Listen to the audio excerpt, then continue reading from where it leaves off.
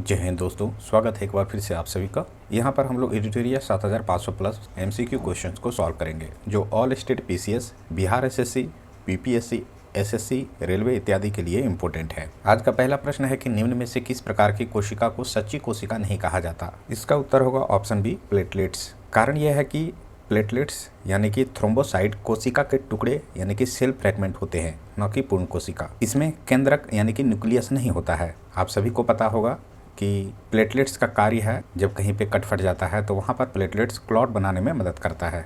Next question है, DNA fingerprinting के जनक निम्न में से कौन थे। इसका उत्तर है option D, Alan Jeffreys. Next question है, डायस्टोल प्रक्रिया के दौरान क्या होता है। इसका उत्तर है हृदय रक्त से भर जाता है। नेक्स्ट है, निम्न में से किसका प्रयोग प्रोबायोटिक के रूप में किया जाता है। उत्तर है लैक्टोबैसिलस। अगला प्रश्न है, मानव तंत्र में इंसुलिन किसका उपापचय यानी कि मेटाबॉलिज्म नियंत्रित करता है। उत्तर है कार्बोहाइड्रेट। क्वेश्चन है, निम्न में से कौन सी अपचायक शर्करा का उदाहरण नहीं है। 6 का उत्तर है ऑप्शन बी, सुक्रोज। प्रश्न है, अनावृत बीजों में परागण संपन्न किसके द्वारा होता है। उत्तर है ऑप्शन बी, वायु द्वारा। अगला क्वेश्चन है, कशेरुकी एवं अकशेरुकी के बीच की संयोजी कड़ी किसे कहा जाता है। 8 का उत्तर है प्रोटोकार्डेटा को। अगला प्रश्न है, समानांतर प्रतिरोध वाले सर्किट का प्रभावी प्रतिरोध कैसा होता है। 9 का उत्तर है ऑप्शन ए, व्यक्तिगत प्रतिरोध से कम। नेक्स्ट है, निम्न में से किस तरंग को ऊष्मा तरंग भी कहते हैं। उत्तर है इंफ्रारेड किरण को ऊष्मा तरंग कहते हैं। अगला प्रश्न है, विस्पंदन की घटना किस में उत्पन्न होती है। 11 का उत्तर है ऑप्शन ए, ध्वनि में। सूची 1 और सूची 2 में सुमेलित करना है।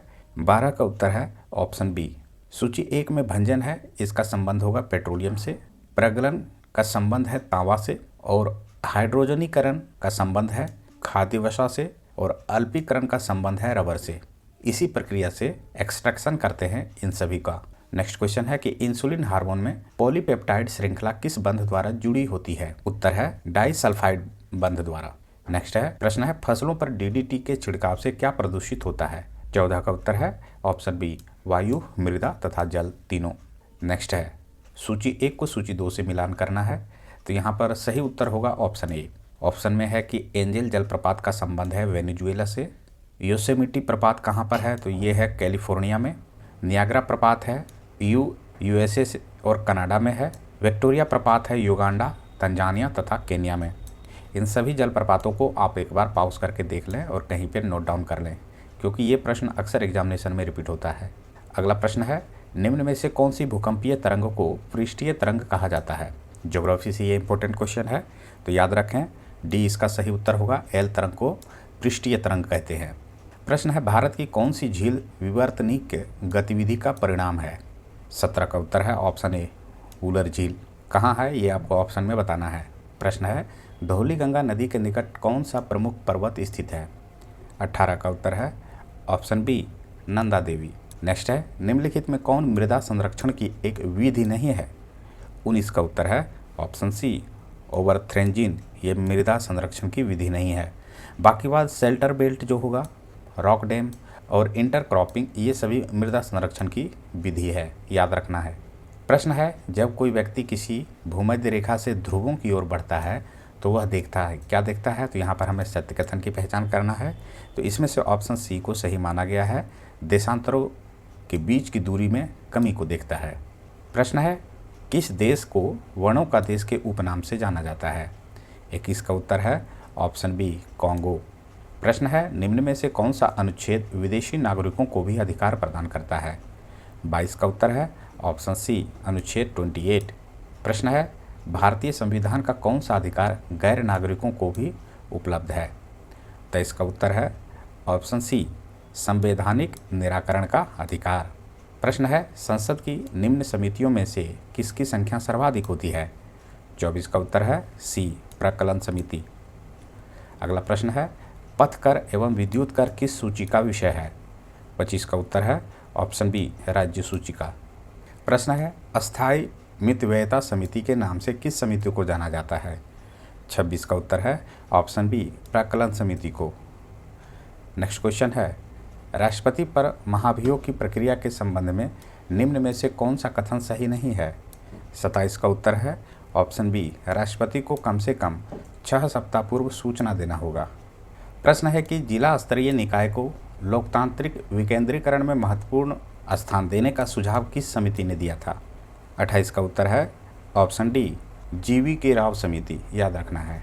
प्रश्न है ऋग्वैदिक कालीन समाज में लौंगक शब्द का प्रयोग किसके लिए किया गया है? 29 का उत्तर है हल के लिए। नेक्स्ट है कि क्षणिकवाद का संबंध निम्न में से किस धर्म या दर्शन से है? इसका उत्तर है बौद्ध। प्रश्न है कि हड़प्पा सभ्यता के मेहरगढ़ से किस प्रकार के घरों के अवशेष प्राप्त हुए हैं? 31 का उत्तर है ऑप्शन ए, वर्गाकार एवं आयताकार। प्रश्न है कि वैदिक सिद्धांत के अनुसार निम्न में से कौन गलत है? इसका उत्तर है ब्राह्मणों की उत्पत्ति पुरुष के कानों से हुई है, यह गलत है। बल्कि क्या कहा गया था? ब्राह्मणों की उत्पत्ति मुख से हुई है, यानी कि माउथ से हुई है। बाकी बात ये सभी ऑप्शन सत्य है कि क्षत्रियों की उत्पत्ति पुरुष के भुजाओं से हुई है, यानी हाथ से हुई है। और वैश्य जाति जो होता है, लाला जिसे कहते हैं, इसकी उत्पत्ति पुरुष की जांघों से हुई है। तो ये सभी ऑप्शन सही है मूल रूप से। और जो ए कहा गया है वो गलत है कि ब्राह्मणों की उत्पत्ति कानों से नहीं हुई है, मुख से हुई है। ये कहाँ कहा गया है? तो वैदिक सिद्धांत में दर्शाया गया है। नेक्स्ट क्वेश्चन है अशोक ने अपने क्षेत्रों में सामाजिक समस्याओं को हल करने हेतु किसे नियुक्त किया था? 33 का उत्तर है ऑप्शन बी, धम्म महापात्र को। नेक्स्ट क्वेश्चन है सूफी विचारधारा में तर्क ए दुनिया का अर्थ क्या है? 34 का उत्तर है ऑप्शन डी, ए तथा बी दोनों सत्य है, जिसे ए में उद्बुद्ध विश्व और बी में विश्व का परित्याग कहा गया है। कहाँ पर? तो सूफी विचारधारा में। नेक्स्ट है अकबर द्वारा चलाया गया सबसे बड़ा सोने का सिक्का कौन सा था? इसका उत्तर होगा संसव। प्रश्न है बिहार के किस जिले में असहयोग आंदोलन के दौरान झंडा कांड हुआ था? 36 का उत्तर है ऑप्शन ए, भागलपुर में। प्रश्न है उत्तरवर्ती मुगल शासक शाह आलम द्वितीय का वास्तविक नाम क्या था? 37 का उत्तर है ऑप्शन ए, अली गौहर। प्रश्न है खान अब्दुल गफ्फार खां द्वारा संचालित लाल कुर्ती आंदोलन किस राष्ट्रीय आंदोलन के दौरान चलाया गया था? 38 का उत्तर है ऑप्शन ए, सविनय अवज्ञा आंदोलन। प्रश्न है निम्न में से कौन सा कार्य 1931 के भारतीय राष्ट्रीय कांग्रेस के कराची अधिवेशन में हुआ था? तो इन सभी में से सही उत्तर है इसका ऑप्शन डी, 1, 2, 3, यानी कि तीनों कथन सत्य है। मौलिक अधिकारों का प्रस्ताव पारित हुआ था, आर्थिक नीति का प्रस्ताव पारित किया गया था और गांधी इरविन समझौता का अनुमोदन किया गया था। प्रश्न है 1856 में आउट्रम रिपोर्ट के आधार पर किस राज्य को अंग्रेजी साम्राज्य में मिला लिया गया था? 40 का उत्तर है ऑप्शन सी, अवध।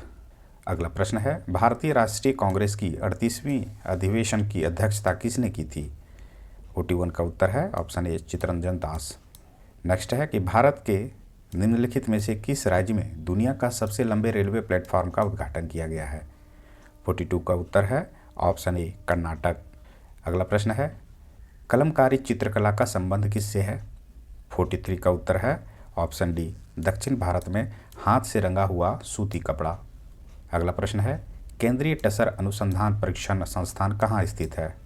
44 का उत्तर है ऑप्शन सी, रांची में। नेक्स्ट है उत्तर भारत के किस जनपद को भारतीय मूर्तिकला की जन्मस्थली माना जाता है? 45 का उत्तर है ऑप्शन ए, मथुरा। नेक्स्ट है सूर सरोवर पक्षी विहार स्थित है? 46 का उत्तर है ऑप्शन डी, आगरा। प्रश्न है किस राज्य के एक गांव को देश का पहला बायो विलेज घोषित किया गया है? उत्तर है ऑप्शन बी, त्रिपुरा को देश का पहला बायो विलेज घोषित किया गया है।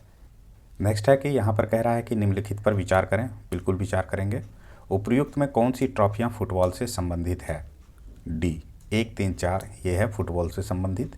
डूरंड कप, सुब्रतो कप और संतोष ट्रॉफी। आगा खान होगा हॉकी से संबंधित। नेक्स्ट है ग्रॉस वैल्यू एडेड यानी कि जीबीए में सेवा क्षेत्र के घटक कौन से हैं? सही उत्तर इसका होगा ऑप्शन ए, बी, डी और ई सेवा क्षेत्र के घटक हैं। बी में आ जाता है व्यापार, होटल, परिवहन, प्रसार और संचार संबंधी सेवाएं। डी में आ जाता है लोक प्रशासन, प्रतिरक्षा तथा अन्य सेवाएं। और ई में है वित्तीय, रियल एस्टेट और व्यावसायिक सेवाएं। ये है ग्रॉस वैल्यू एडेड में सेवा क्षेत्र के प्रमुख घटक। नेक्स्ट क्वेश्चन है ओपन मार्केट ऑप्शंस क्या है? इसका उत्तर होगा ऑप्शन सी, सरकार द्वारा गिल्ट एज्ड प्रतिभूतियों की बिक्री। है ना। हालांकि ऐसे प्रश्न जो आएंगे वो बीपीएससी लेवल के एग्जामिनेशन में पूछे जाते हैं। आगे कुछ महत्वपूर्ण फैक्ट हैं जिसकी चर्चा करते हैं। मस्की तथा गुर्जर अभिलेख में इसका नाम अशोक मिलता है।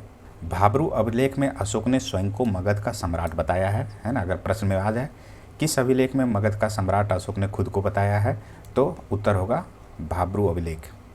नेक्स्ट है कि अशोक ने अपना राज्याभिषेक के 10वें वर्ष बोध गया तथा 20वें वर्ष लुम्बिनी की यात्रा की। इसके अलावा इसने 261 ईसा पूर्व में कलिंग पर आक्रमण कर उसकी राजधानी तोसली पर अधिकार किया था, है ना। तो याद रखना है 261 ईसा पूर्व में कलिंग पर आक्रमण किया गया था। इसने उपगुप्त नामक बौद्ध भिक्षु से बौद्ध धर्म की दीक्षा ली थी। आगे है इसका सबसे लंबा एवं सबसे छोटा अभिलेख क्रमशः 7वां एवं रुमनेदेई है, यानी कि 7वां जो होगा अभिलेख वो सबसे लंबा होगा और सबसे छोटा अभिलेख होगा वो अभिलेख है रुमनेदेई का अभिलेख। नेक्स्ट है कि अशोक के समय मौर्य साम्राज्य में प्रांतों की संख्या 5 थी। इसमें इसने भारत में सर्वप्रथम शिलालेखों का प्रचलन शुरू किया, जिसमें सामान्यतः ब्राह्मी, खरोष्टी, ग्रीक तथा अरमाइक लिपि का प्रयोग हुआ था। नेक्स्ट है अशोक के पहले अभिलेख में पशु बलि की निंदा की गई है। वहीं छठे अभिलेख में आत्मनियंत्रण की शिक्षा दी गई है, जो कि आज के मनुष्यों में इस चीज़ का अभाव है। नेक्स्ट है कि मौर्य वंश ने लगभग 137 वर्षों तक शासन किया। तो इस प्रकार से हम लोगों ने यहाँ पर 50 महत्वपूर्ण एमसीक्यूज़ के साथ साथ अशोक से जुड़े हुए महत्वपूर्ण फैक्ट को कवर किया। मिलते हैं नेक्स्ट क्लास में रिमेनिंग एमसीक्यूज़ क्वेश्चन के साथ। धन्यवाद।